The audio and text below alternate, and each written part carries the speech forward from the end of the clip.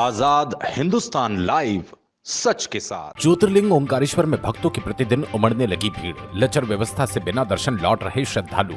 Lockdown के समय दूर से दर्शन जैसी व्यवस्था की मांग उठने लगी।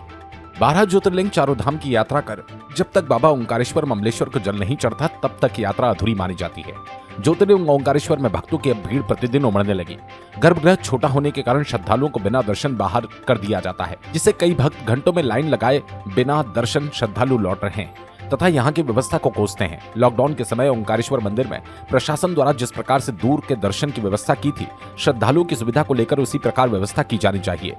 ओंकारेश्वर पहुंचे हरिद्वार के मुनि महाराज उत्तराखंड केदारनाथ तीर्थ पुरोहित महंत रविंद्र त्रिवेदी ने ओंकारेश्वर में पत्रकारों से चर्चा में कहा, देश के प्रधानमंत्री नरेंद्र मोदी और भाजपा राज्य केंद्र की सरकार ने विश्व के सारे मंदिरों का सौंदर्यीकरण, चौड़ीकरण और विस्तार किया है, जिससे हिंदू धर्म स्थलों और सभी शिवालयों में भक्तों की भीड़ होने लगी।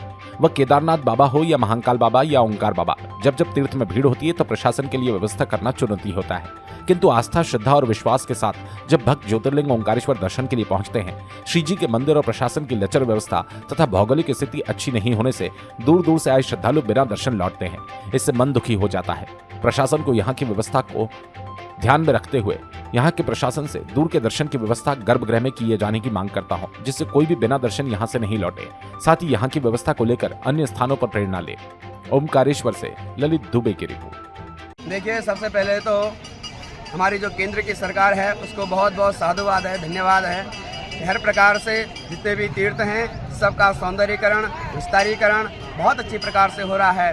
इस कारण हमारे जो सनातनी हैं, जितने भगवान के भक्त हैं, जो उनकी पूजा से, उनके दर्शन से अभी अनभिज्ञ थे, वो सभी बड़ा जन सैलाब भगवान के दर्शन के लिए, चाहे हिमालय में केदारनाथ हो, चाहे महाकाल हो, चाहे ओंकारेश्वर नर्मदा जी के किनारे हों, जहाँ जहाँ भीड़ होती है दर्शन में बहुत प्रकार की समस्याएं उत्पन्न हो जाती है, धक्का मुक्की होती है। तो शासन तंत्र को इस प्रकार की जो भक्तों की भीड़ रहती है उसको संभालना बड़ा कठिन हो जाता है। मैं सरकार से, शासन से एक राय अपनी देना चाहूँगा कि यहाँ जो दर्शन, जैसे लॉकडाउन में हर प्रकार से हम केदारनाथ में ही भी है, दूर दूर से दर्शन हुए थे, सभा मंडप से सबने दर्शन किया था, सबको बड़ा आनंद आया था। इस प्रकार से यदि यहाँ ओंकारेश्वर में भी दूर से दर्शन हो तो सब श्रद्धालुओं के आनंदपूर्ण और शांतिपूर्ण से दर्शन होंगे। किसी के हो पा रहे हैं, किसी के नहीं हो पा रहे हैं, अंदर जा रहा है, कोई ज्योतिर्लिंग को देख पा रहे हैं, कोई नहीं देख पा रहे हैं, तो इससे मन में अशांति प्रदान होती है कि हमने भगवान के दर्शन कैसे किए। यदि दूर से करेंगे तो उनको भगवान की छवि दिखेगी, उससे बड़ा आनंद आएगा।